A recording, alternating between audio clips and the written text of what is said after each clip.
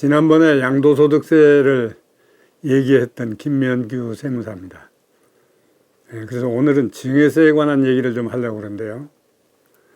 증여세법에 있는 본문을 다 여기서 얘기할 수는 없고, 그 중에서 요새 이제 법률이 하도 많이 개정되니까 그 시사성을 갖는 문제, 특히 그 납세자가 지금 관심을 가지고 있는 부분, 그것만 지금 하나의 정보로서 제공드리려고 오늘 이런 시간을 마련했습니다. 그래서 오늘은 그 제목이 상속 증여재산, 그러니까 상속이나 증여나 평가 방법은 똑같습니다. 그래서 상속세 또는 증여세 재산의 감정에 의한 평가 방법.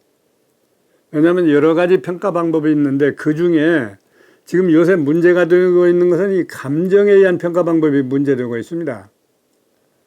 과거에는 이 감정을 해가지고 과세하는 것은 거의 드물었어요. 특히 납세자가 이걸 감정해가지고 이렇게 이 가격으로 결정해 주시고 하는 일은 흔히 있었지만은 과세관청이 정부가 직접 감정평가를 해가지고 이 가격으로 세금을 매기겠다. 이런 것은 과거에 거의 없던 일이거든요. 근데 작년에 세법을 개정해가지고 정부도 감정을 해가지고 과세하겠다. 이게 들어가서 이게 상당한 문제가 지금 되고 있습니다. 그러면 평가를 하는데 어떤 방법으로 평가하느냐? 대원칙이 있습니다.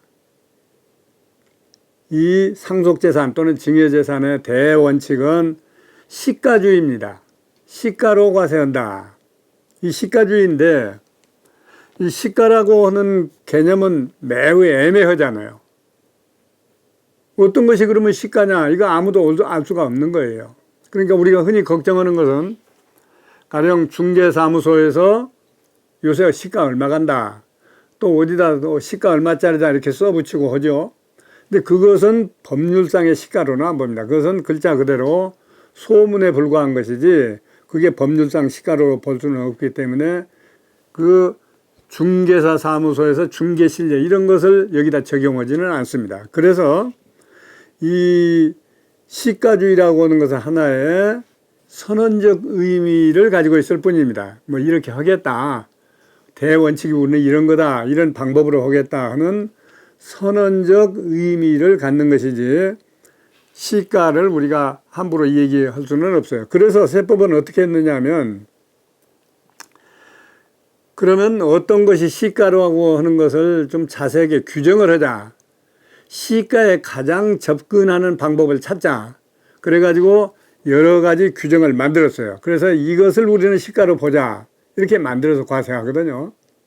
이런 원칙은 옛날에도 법률에도 있었지만은 방금 말씀드리다시피 가령 시중에서 오락가락하는 얘기, 중개사 사무소에서 얼마 하자 하는 얘기 이런 것은 시가로 인정을 하지 않습니다. 그래서 이제 두 번째 얘기로는 그래서 이러이러한 것은 시가로 보자. 그 보자 하는 얘기를 의제라고 얘기합니다. 의제. 그래서 의제라는 말은 보통 잘 안 써요. 옛날 어른들은 무슨 말을 많이 썼느냐 하면 간주라고 그랬죠. 간주. 이렇게 간주한다. 이렇게 간주하자. 근데 이 간주라는 말은 일본식 용어다. 그래서 우리말로 법률 개정을 하면서 우리말로 하면 의제다. 그래서 요새는 의제라고 합니다. 그러니까 이러이러한 것은 우리가 명백한 객관적인 시가로는 볼 수 없지만은 시가로 보자 하고 자세한 규정을 만든 게 있어요. 그게 뭐냐면 두 가지입니다. 하나는 평가 기간 내에 발생한 거. 평가 기간 내에 발생한 것을 이건 시가로 보자 하는 게 있고 또 하나는 평가 기간은 이미 지났지만은 평가 기간이 지났지만은 더 기간을 넓혀가지고 이 기간 내의 것도 시가로 보자 하는 두 가지 분류가 있어요. 그래서 제가 설명할 것은 맨 먼저 평가 기간 내에 발생은 시가. 이게 어떤 거냐 하는 것을 먼저 설명을 하려고 합니다. 그러면 제일 먼저 그럼 평가 기간이 어떤 것이 평가 기간이냐 하는 건데 그래서 여기 방금 제가 얘기한 평가 기간 내에 발생한 것 중에서 어떤 것을 시가로 의제하느냐. 첫째는 수용가격. 여러분 토지 수용한다고 많이 하죠. 정부나 공공단체에서 수용한 가격, 이것은 무조건 시가로 보자. 설사 그 수용 가격이 시가하고 좀 멀다 하더라도 이건 시가로 보자, 간주하자, 의제하자 이렇게 해버린 겁니다. 그 다음에 또 하나는 공매하거나 경매한 가격. 공매는 글자 그대로 국가나 공공단체가 경매한 거고, 그냥 경매라고 하는 것은 일반 민사적인 경매입니다. 그러니까 공공경매든지 민사적인 경매든지 하여튼 공매나 경매에서 발생한 가격은 그래서 시가로 보자, 이렇게 한 겁니다. 그 다음에 이제 세 번째가 시가로 보는 게 뭐냐면 바로 감정가격입니다. 오늘 얘기하려고 하는 게 바로 이 대목입니다. 감정가격은 시가로 인정한다. 그러니까 감정사가 감정을 했어도 정확하게 그 가격이 시가냐 하는 것은 사실은 모르는 거거든요. 감정사 나름으로 감정 기준에 의해서 이거다 하는 것이지 그 진정한 시가는 사실은 신밖에 모를 수도 없죠. 그래서 이 감정가격도 시가로 보자. 이 세 가지를 규정했습니다. 그러니까 시가로 보는 것은 수용가격이 있다면 그 가격이 시가다. 공매나 경매가 된 것이 있다면 그 가격이 시가다. 세 번째로 감정한 것은 시가로 봐준다. 이렇게 되어 있습니다. 근데 감정은 또 감정기관 두 군데 이상을 해가지고 평균을 해라 이랬어요. 한 군데만 하지 말고. 그래야 비교적 정확성이 있다는 거죠. 다만 그 감정을 가격이 10억 이하는 그냥 한 군데만 해도 좋다. 이렇게 바뀌었습니다. 그러면 지금 내가 얘기한 것은 시가 기간 내에 있을 때만 그렇게 한다고 그랬죠. 평가 기간. 평가 기간 내에 있을 때는 이런 것을 시가로 본다. 이렇게 했습니다. 그러면 평가 기간이 어느 기간이 평가 기간이냐? 상속과 증여로 나누었습니다. 상속은 평가 기준일부터 평가 기준일 전 6개월, 후 6개월. 그러니까 합치면 얼마입니까? 평가 기준일을 전후로 해서 1년간 것에 일어난 것을 이렇게 한다는 얘기입니다. 이게 평가 기간입니다. 그러면 두 번째로 평가 기준일은 그러면 어느 날이 평가 기준일이냐? 상속은 상속 개시일 평가 기준일로 옵니다. 상속 개시일이라고 하는 것은 사망일입니다. 그 사망일을 기준으로 해서 전 6개월, 후 6개월 동안에 수용이 되거나 공매가 되거나 감정하면 그 가격을 시가로 본다. 이런 얘기입니다. 두 번째로 증여는 그러면 어떤 때가 기준일이냐, 평가 기준일이냐? 증여 등기를 증여한 날로 봅니다. 증여한 날이에요. 근데 어느 날이냐면 증여 등기일. 그래서 이 점에서 이제 민사상하고 저런 이제 착오가 생기는 데가 있어요. 민사상으로는 증여 계약일을 기준으로 하는 게 많습니다. 계약일. 근데 우리 국세에 관한 법률에서는 계약을 언제 했든지 그건 상관없고 현실적으로 등기를 한 날이 증여한 날이다. 그러니까 이 두 개 기준일로부터 전 6개월, 후 6개월, 1년간 것을 시가로 본다. 그런 얘기입니다. 기타라고 하는 것은 가령 주식 같은 거 얘기입니다. 주식도 증여할 수 있고 하니까 그런 것은 명의개세일, 가령 주주명부에 어느 날 명의가 바뀌었느냐, 이 날이 평가 기준일이다. 이렇게 했습니다. 그러게 이제 다시 한번 반복하면 이런 평가 기준일, 상속재산은 상속 개시일, 사망일, 증여는 증여 등기일 또는 명의 개세일.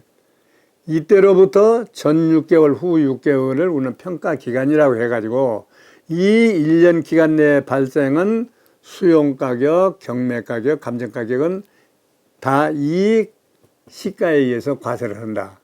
과세표준과 세액을 계산한다. 이런 뜻입니다. 그래서 이 말이 이 일반 시민들에게는 좀 생소하고 어려울 것 같아서 요 밑에 그림을 하나 그려놨거든요. 이 그림을 한번 보세요. 그림을 보시면 평가 기간 계산이라고 되어 있는데, 그래서 평가 기준일은 이 가운데 서 있는 막대기가 서 있습니다. 그림에 보면 이 막대기가 서 있는 시점이 평가 기준일입니다. 거기 보면 이 기준일로부터 앞으로 6개월, 이 기준일로부터 뒤로 6개월, 이 1년이라는 기간 동안에 발생한 것이다. 이 기간에 발생한 것이 시가다. 그러면 이 기간 넘어버리면 어떻습니까? 1년이라는 기간 전에 발생한 감정가격이 있다든지 이 기간 전에 후에 수용이 됐다든지 이런 기간은 그러면 어떻게 합니까? 그것은 이 시가로 적용을 안 씁니다. 철저하게 이 기간 내의 것만 시가로 합니다. 그 다음에 증여를 보시면 증여도 역시 평가 기준일이 있죠. 이렇게 막대기가 서 있죠. 이 평가 기준일로부터 전 6개월, 후 3개월. 이게 차이가 있다면 후 6개월까지가 상속은 과세기간인데 이것은 후 3개월이다. 3개월이 적습니다. 근데 사실은 이 법률 개정 전에는 증여세는 전 3개월, 후 3개월로 했어요. 그래서 증여는 6개월 것만 시가로 봤는데 작년에 이걸 개정하면서 앞으로 소급하는 것을 6개월까지 보겠다. 증여도 이렇게 바꿨습니다. 그래서 이제 가령 이런 것들이 나타났다. 시가로 볼 수 있는 사실, 수용이라든지 경매라든지 감정이 있던 사실이 나타났다. 그러면 이 가격을 적용하는 것은 본인도 할 수 있고 납세자도 가령 여기 감정 가격이 있다 이걸로 해달라. 이게 수용 가격이 있다 이걸로 해달라 할 수 있다는 거죠. 그런가 하면 세무서도 할 수 있다. 그러니까 본인도 이 평가 기간 내에 이런 사실이 있으면 이걸 감정 가격으로 인정해달라고 할 수 있고 세무서도 과세관청도 이 기간 내에 발생한 사실이 있으면 이것을 과세 가격으로 해달라 이렇게 요구할 수 있다는 얘기입니다. 그런데 그러면 아무거나 다 어느 재산이나 다 이렇게 감정을 할 수 있느냐? 그렇게 무한대로 감정하면 앞으로는 감정하지 않고는 이거 신고할 수 없는 사실이 발생하죠. 그래서 지금 아직까지는 어느 경우에 감정하느나 감정 사유를 제한적으로 만들었어요. 예, 그래서 첫째가 뭐냐면 기준금액 미달할 때만 기준 금액에 미달할 때만 이렇게 감정을 하기로 했습니다. 그러니까 기준 금액에 미달하지 않으면 지금도 감정을 않고 다른 가격으로 신고를 할 수가 있습니다. 이때 기준 금액이 뭐냐면 기준 금액이 기준 시가 미달. 그래서 여기서 우리가 기준 시가라고 한 건 또 뭐냐 하는 걸 우리가 생각해야 됩니다.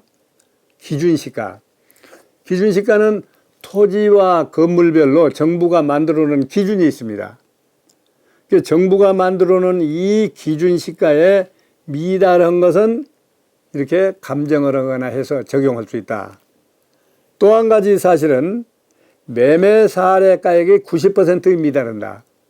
이 매매 사례가액은 남들은 얼마에 팔았느냐 하는 것을 매매 사례가액이라고 합니다. 그러니까 우리가 지금 문제 삼는 이 부동산은 다른 사람, 똑같은 부동산에 다른 사람이 매매했던 그 실내 가격의 90%가 미달한다.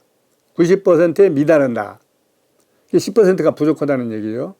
그러니까 두 가지 사유입니다. 하나는 이 가격이 신고한 가격이 기준 시가에도 못 미친다. 또 하나는 다른 사람들의 매매 실내 가격하고 비교하니까 90%가 못 된다. 이럴 때는 이 두 가지 중에 적은 금액 하나를 선택이 아니고 적은 금액을 기준해서 여기에 미달하면 이렇게 감정을 해볼 수 있다. 이렇게 되어 있습니다. 그러면 이제 우리가 납세자가 상속세를 신고하고 증여세를 신고할 때 어떻게 해야 되겠어요? 첫째 기준시가를 계산해 봐야 되고 이 기준시가는 정부에서 다 기준을 내놨기 때문에 그 기준대로 계산하면 됩니다. 또 하나는 매매 사례가액. 근데 나 아닌 제3자가 매매했는데 얼마 했는지 찾아보기가 매우 어렵잖아요. 이것이 이제 어려운 일입니다. 그래서 요새는 국토교통부의 그 계좌에 들어가면 전국의 매매한 사례 가격이 다 거기 나와 있습니다. 그 본인들이 우리하고 똑같은 재산이 똑같은 아파트가 다른 사람은 얼마에 매매했느냐 이 매매 사례 가격을 찾아가지고 거기에 내 것은 90%가 못 되냐 90%에 미다른다면 이것은 정부가 감정해 볼 수도 있고 내가 감정해 볼 수도 있습니다. 근데 이제 요새는 대개 부동산이 계속 오르기만 하니까 이제 별 문제인데 가령 부동산 가격이 내릴 때도 있단 말이죠. 우리가 가정해 볼 수가 있잖아. 오히려 자꾸 내려간다. 그럴 때는 높은 가격으로 하면 내가 불려니까 내가 스스로 매매 사례 가격을 찾아서 해볼 수가 있습니다. 그래서 이제 두 가지 중요한 게 그겁니다. 평가 기간 내에 전후 6개월이라고 하는 1년의 평가 기간 내에 수용, 공매, 감정이 있었느냐. 그러면 그 가격으로 세금을 매긴다. 이렇게 생각하면 되고, 그 다음에 두 번째로는 그러면 어떤 경우에 다 감정해보는 건 아니니까 어떤 경우에 감정을 해보느냐. 기준시가에 못 미친다. 내가 신고한 가격이. 그 다음에는 다른 사람의 매매 사례 가격이 90%에 미치지 못한다. 이런 일이 있다면 이것은 정부가 감정을 해서, 정부가 직접 감정하는 건 아니고 정부도 역시 감정 전문가인 감정사에 의뢰를 해서 감정을 해가지고 그 금액을 또 그냥 바로 적용하는 게 아니고 평가 심의회가 있습니다. 세무서에 심의회가 있어요. 이 심의회에서 감정 의뢰를 해가지고 그 감정 나온 가격을 시가로 채택해서 과세합니다. 그래서 이것이 벌써 작년부터 이 감정 의뢰에서 하는 게 시작이 됐는데 지금 벌써 상당히 많이 과세 문제가 돼 있더라고요. 보통 뭐 몇억, 몇십억들이 정부가 감정을 해봐가지고 당신 신고한 가격은 얼마인데 감정해 보니까 얼마다 이렇게 차이가 많이 났다. 가지고 감정 가격으로 과세를 해버리는 경우가 지금 많이 있어요. 저도 여러 건 지금 실례를 봤습니다. 그래서 앞으로 여러분들이 상속증여세 신고할 때는 이제 가장 신경을 써야 되는 대목이 감정 가격입니다. 그러니까 첫째는 내 것도 감정 의뢰를 해봐야 되느냐 하는 얘기고, 그럼 감정 의뢰를 내 것도 해야 될 거냐 안 해야 될 거냐는 방금 얘기한 내가 신고한 것이 기준금액에 미달하느냐 아니냐 이걸 판정해 가지고 만일에 이 기준금액에 미달한다면 내가 먼저 감정을 해보는 게 낫죠. 정부에서 감정해서 딱 매기는 것보다는. 이것이 가장 이제 중요한 문제가 되어 있다는 거고, 이제 두 번째는 지금 설명한 것은 평가 기간 내에 있을 때만 이렇게 한다고 그랬습니다. 그런데 작년에 이 법률 개정해 보면 심지어는 평가 기간을 벗어났는데 지금 얘기한 전후 6개월, 1년이라는 기간이 이미 지나버렸는데 또는 그 후에 도래하는데도 불구하고 그 기간을 넓혀가지고 이런 것도 시가로 보자 하는 규정을 새로 만들어 놨어요. 그래서 이것은 지금 어떤 문제들을 제기하고 있느냐면 아직 재판까지 간 일은 없는데 그러면 이건 소급과세 아니냐. 그랬잖아요. 모든 과세는 과세 기준일이라고 하는 게 있어서 그 기준일 가액으로 과세를 하는 게 정상적인 과세 방법인데 이 경우에는 지금부터 설명하려고 하는 이 경우에는 벌써 기간이 지났어요. 또 하나는 이 기준일로부터 그 뒤로 상당한 기간까지 한다는 거예요. 늘려가지고. 그러니까 앞뒤로 늘려버렸어요. 기간을. 이건 소급과세 아니냐. 소급과세라고 하는 것은 우리 헌법에 보면 모든 법률은 소급하면 안 된다고는 대원칙이 있어요. 왜냐하면 소급해서 효력을 발생시키게 하면 어떤 문제가 있습니까? 당사자는, 국민은 예측을 못한 상태에서 문제가 생긴다고 말이죠. 왜냐하면 행위는 지금 이루어졌는데 행위 이전 것도 그렇게 하자 해버리면 그러면 이미 지나가버린 세월 것을 지금 법률을 가지고 적용하자 하면 나는 그때는 예측을 할 수가 없었잖아요. 그래서 이 법률을 제정한 목적이 두 가지가 있다고 그러죠. 하나는 국민에게 예측 가능성을 줘야 하기 때문이다. 내가 어떤 행위를 하기 전에 미리 법률을 만들어서 백성들에게 다 알려주면 백성들은 법률이 이렇게 생겼으니까 나는 이렇게 법률에 맞춰서 살겠다 하는 설계를 할 수가 있는데 이미 지나간 세월 것을 나중에 법률을 가지고 적용하면 이거 예측을 할 수가 없다는 말이죠. 그리고 또 하나는 이제 그로 인한 법적 안정성이라고 하는 겁니다. 법률이라고 하는 것은 본래 국민에게 안정성을 부여해야 된다. 이 법대로 하면 나는 편안하다. 나는 죄가 없다. 이렇게 안정성을 부여하기 위해서 법률을 미리 만들어서 국민에게 공포하는 건데 이 두 가지 결함이 생긴다. 근데 우리 세법은 옛날부터 이게 흔히 있는 일이에요. 법률을 만들어 가지고 지난 세월 것도 이렇게 하자. 지난 세월 것도 이렇게. 이번에도 지금 그런 걸 많이 하고 있죠. 이번에 7월 10일 공포인데도 이런 규정들이 많이 들어가 있습니다. 그래서 제가 생각하기에는 누군가가 앞으로 이런 소급과세 문제에 대해서 재판을 하지 않을까 싶습니다. 그러면 그때 가서 어떻게 결론이 날는지 모르겠어요. 그 어떤 사람은 저더러 그 소급과세 문제 있다는 것을 좀 신문 같은 데 좀 쓰시오 하는데 제가 그걸 못 쓰고 있어요. 왜냐하면 여러 가지 문제가 있고 내 지식이 짧아서 쓰기가 두려워서 지금 안 쓰고 있습니다. 그러니까 이 지금 두 번째 얘기하려고 하는 것은 아까 평가 기간에 한 것은 또 어느 정도 또 이해가 되는데 평가 기간도 지나버렸는데 옛날 거 앞으로 돌아올 거 이런 건데 그 기간 것까지도 집어넣어 가지고 이것을 시가로 보겠다. 아주 위험한 이 법률이 지금 만들어져 있습니다. 그래서 그러면 제가 지금 평가 기준일을 훨씬 지나버린 얘기라고 그러는데 얼마쯤 지나서 얘기냐. 첫째는 뭐냐면 평가 기준일부터 2년까지 소급합니다. 아까 평가 기간은 얼마 소급했죠? 6개월간. 6개월 것만 보겠다. 또 후 6개월 보겠다. 그런데 이것은 2년까지 앞으로 소급합니다. 그러니까 2년 넘어야만 비로소 안심한다는 얘기죠. 국민한테 대단히 지금 불안을 안겨주고 있는 것이 바로 이 대목입니다. 평가 기준일로부터 소급해서 2년 끝까지 보겠다. 그 2년이라는 기간 내에 아까 얘기했던 수용이라든가 경매라든가 감정과 같은 이런 사실이 있는 것이 발견이 되었으면 그 가격으로 과세하겠다. 그런 얘기입니다. 아주 납세자들에게는 불안하고 위험한 규정이 만들어져 있습니다. 그 다음에 또 하나는 그러면 평가일 전에는 2년간 소급하는데 평가 기간 지나서는 그러면 얼마 하느냐. 아까는 6개월간만 한다고 그랬죠. 평가 기간 경과 후는 결정 기간부터 시작해서 매매 등이 있는 경우 평가 기간 경과일로부터 평가 기간이 아까 6개월이라고 그랬죠. 기준일부터 6개월간이 평가 기간이라고 했습니다. 이 평가 기간일로부터 다시 9개월. 그러면 평가 기준일로부터 하면 그 기간이 얼마입니까?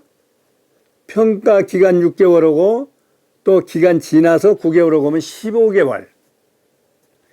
15개월 동안의 것을 이런 사실이 있으면 시가로 이렇게 적용한다 이런 얘기입니다.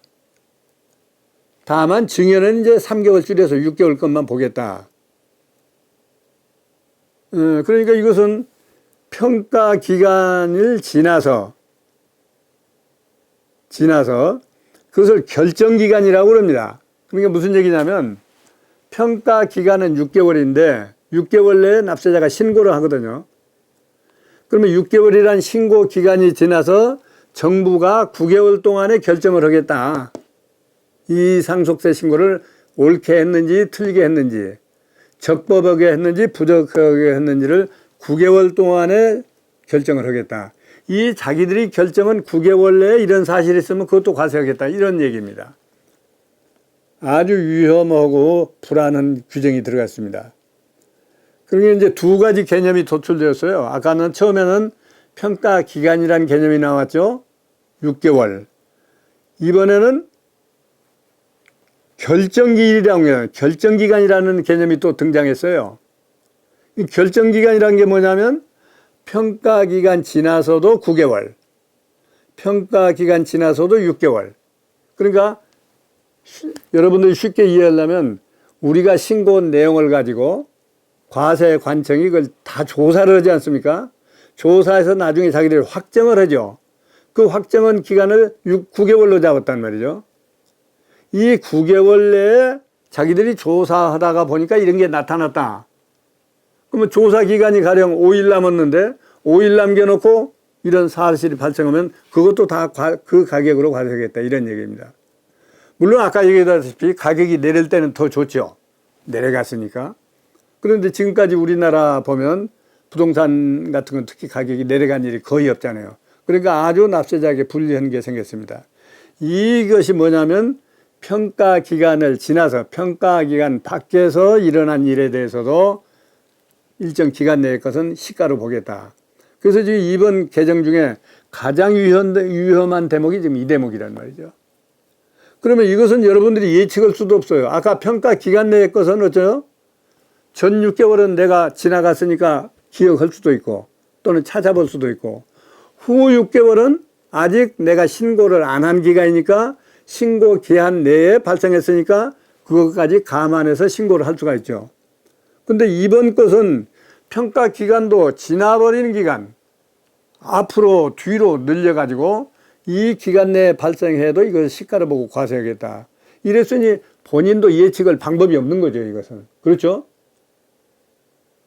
내가 상속재산을 받았는데 상속재산을 받고 가령 6개월 내에 팔았다. 그러면 아직 신고 기한이 안 지났으니까 그 판 가격을 신고에다 넣으면 되는데 신고까지 다 끝났는데 그로부터 또 9개월 정부가 결정하는데 걸리는 시간 이 시간 내에 발생한 것도 또 시가로 집어넣어서 과세하겠다. 그러니 납세자로서는 도무지 예측할 수 없는 사항이 여기 들어갔단 말이죠. 이게 지금 제가 보기에는 뭐 어떻게 보면 이 헌법 위반 사항이 아니냐. 누가 용감하게 깃대를 들고 나와서 이거 아마 재판을 할 겁니다. 벌써 누가 하겠다는 사람이 나섰어요. 그런 걸 발견했습니다. 그래서 이제 이게 가장 문제고 다만 증여는 그 결정 기간이 6개월입니다. 그러니까 평가 기간 6개월에다가 결정 기간 6개월 합치면은 이것도 역시 1년입니다. 그러니까 돌아가시고 나서 1년 내에 발생한 것은 다 과세 대상이 될 수 있다. 이렇게 보면 됩니다.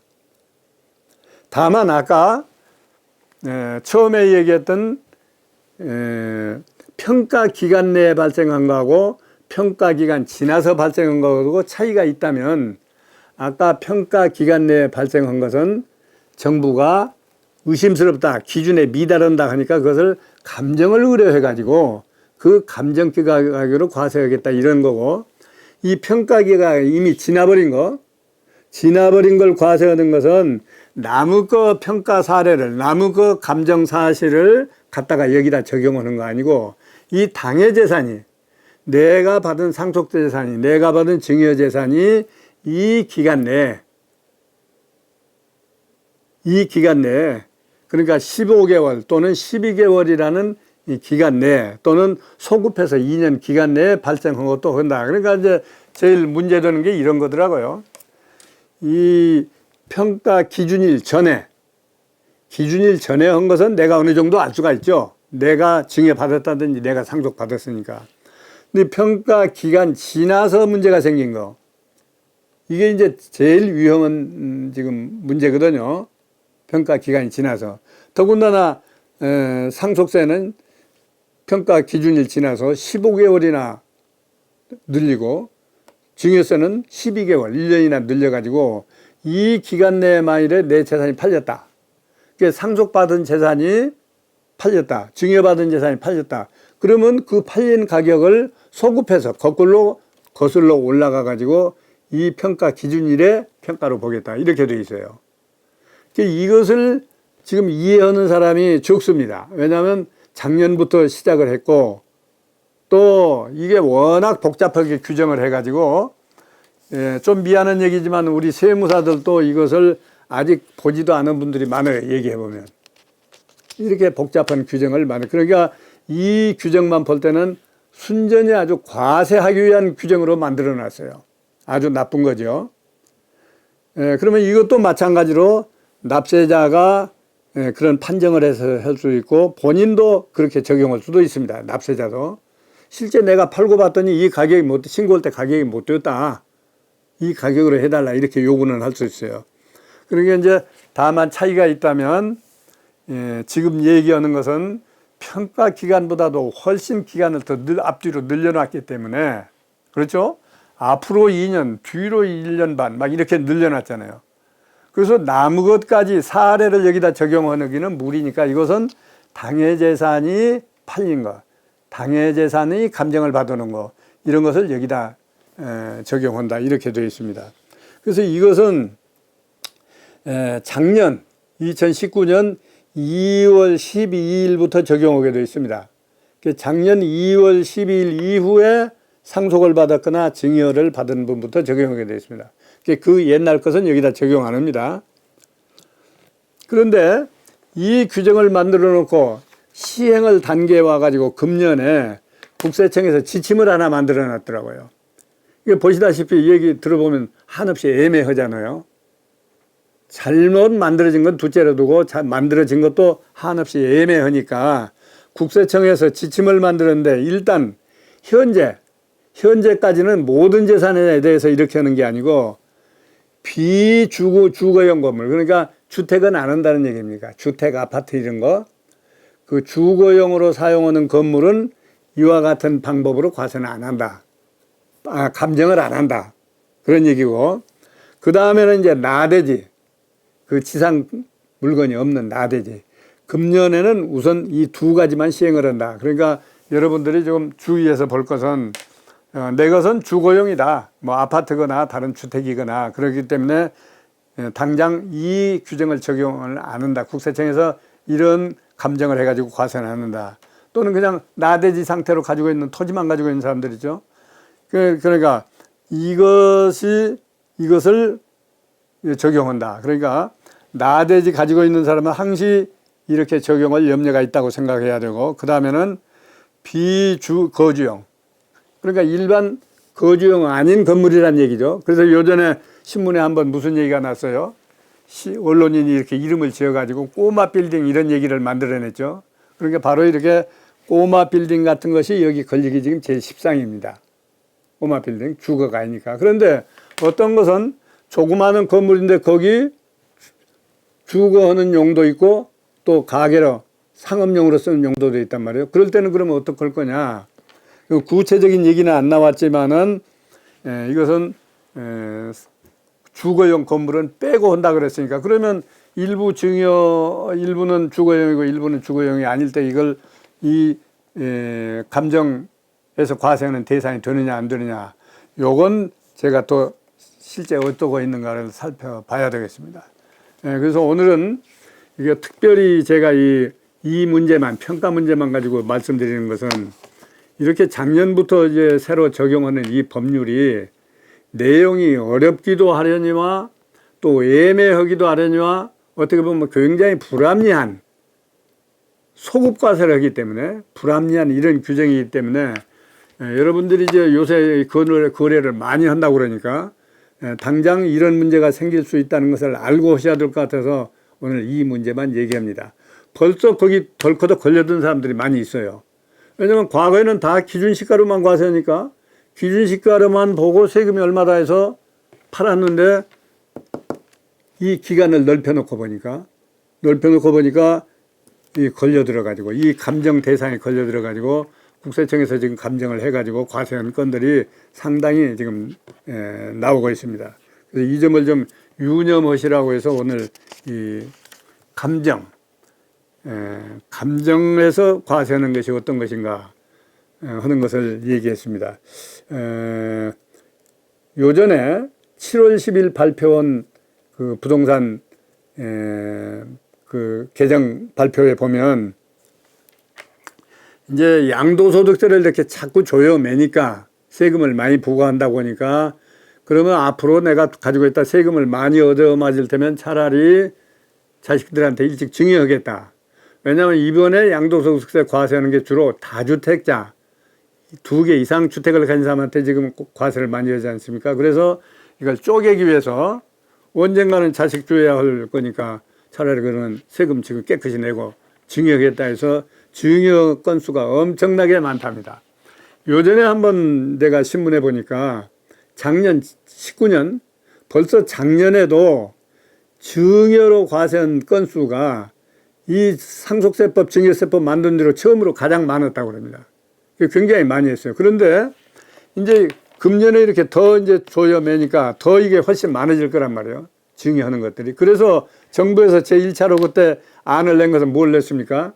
그러면 증여도 이런 것을 다주택에 대해서는 증여세도 더 매기겠다. 이런 처음에 안을 남겨놨다가 이것은 좀 법리상 너무 무리하다 해서 그건 철회했어요.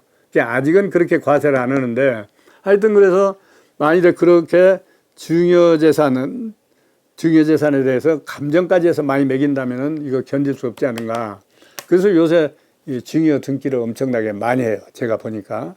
그래서 오늘 이것을 참고로 이제는 정부가 감정까지 적극적으로 해서 이게 과세를 하는구나. 그러면 어떻게 할 것인가. 여러분이 그런 계획을 세우실 수 있도록 해서 우선 이런 정보만 드렸습니다. 실제로 여러분들이 이걸 집행할 때는 자기 재산을 증여하거나 이렇게 집행하실 때는 또 전문가한테 다시 자세한 규정을 받고 또 실제로 이 세금이라고 하는 것은 계산을 끝내봐야 합니다. 어느 것이 유리할는지. 그래서 이렇게 개념적인 것만 듣고는 이것을 잘못하면 큰 오해에 빠질 수 있어요. 그러기 때문에 이런 문제가 발생했구나 하는 것만 정보만 가지시고 여러분은 실제 집행을 할 때는 반드시 전문가에 가서 계산까지 해보는, 그래서 어느 것이 유리하겠는가 해보는 그런 지혜를 발휘해 주시기 바랍니다. 오늘 이 시간으로 마치겠습니다.